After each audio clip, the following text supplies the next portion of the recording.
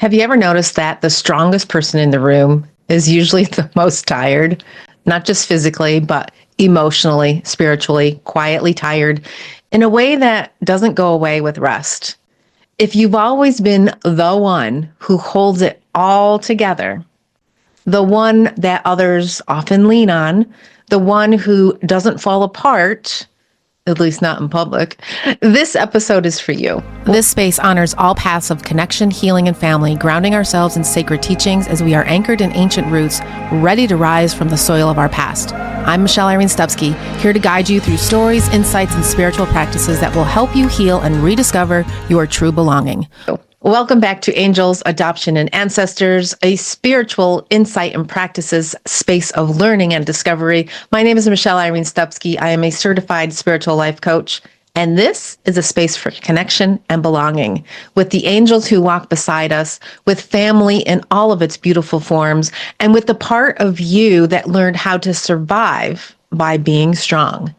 If this conversation resonates at any point, take a moment to be sure to follow the show. And if someone comes to mind while you're listening, go ahead and give it a little share to them. As we share the episodes with others, we share our light in a beautiful way. And that's how these conversations reach the people who may need them most. Let's talk about the cost of being the strong one. Being strong is often praised. We're told that it's a good thing. Look at you. You're so strong. It's noble. It's something to be proud of. Go get them.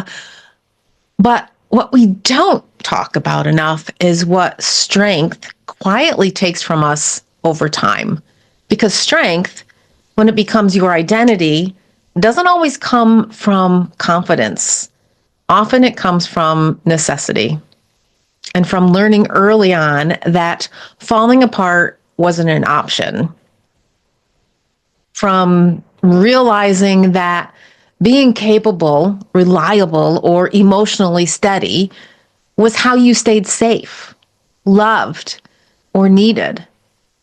And when strength becomes a role instead of a choice, it slowly disconnects you from your own needs.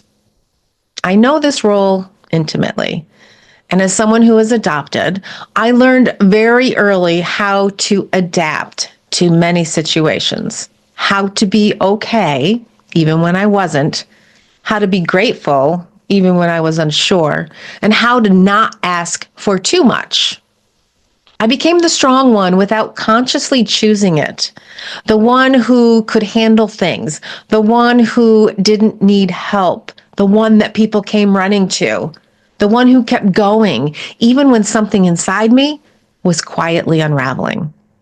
And the outside world rewarded that. I was praised for being resilient, for being composed, holding it all together, having it all. But what no one saw was how much energy it took to keep that mask in place. How exhausting it was to always be okay, even when I wasn't. And so many women that I speak with today carry the same exhaustion, not because they're weak, but because they've been strong for so long without the proper rest or support or permission to simply soften. And here's the part we need to say out loud. The cost of being the strong one is often disconnection from yourself. When you're always holding spaces for others, you stop checking in with what you personally need.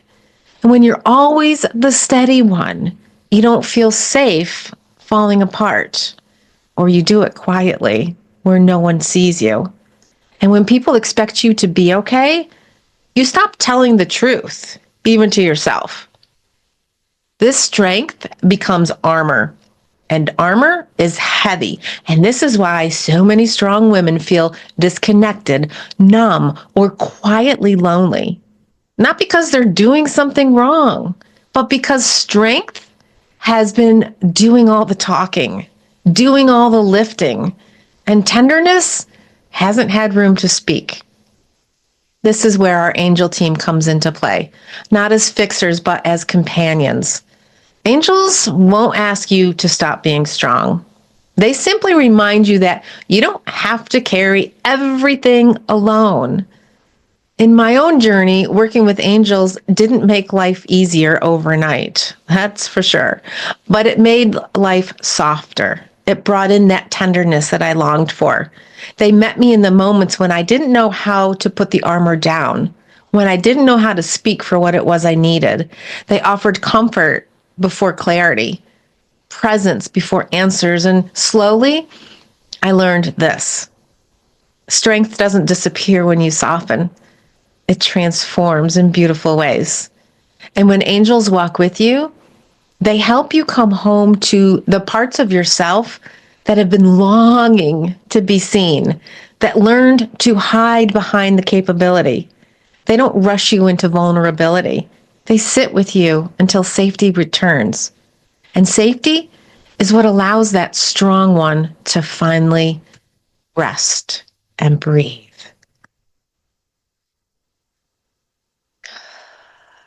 And if you've been the strong one for most of your life, I want to offer you a single question to sit with. Where am I carrying more than is actually mine to hold? You don't need to answer it today. Just notice what your body does when you ask it this question. Strength doesn't need to be dismantled. It needs to be supported. And where are we going to find that support? Through divine angelic guidance. So thank you for being here. If this episode named something that you've been carrying quietly, let that naming be enough for now. You don't have to fix it. You don't have to explain it. You don't have to share it with anybody. You don't have to justify your tiredness. And if this conversation resonated, follow the show to be sure you don't miss out on what is coming, because I have a great lineup for you this season. And share this episode with someone who has always been the strong one, the one you never checked in on, the one that probably needs it the most. Angels, adoption, and ancestors grows through connection, not clicks. And I'm grateful that you are a part of this beautiful sacred circle. And if you want to explore more, come on over to the Divine Angelic Guidance community. It's absolutely free, and it is filled with beautiful new things for you to discover in your spiritual practice, including the monthly membership Back to Me program, where we gather together, we support one another in so many amazing ways. I'd love to see you over there. So until next time, you don't have to be strong here. You're allowed to be held, and I'm holding space for you energetically and lovingly.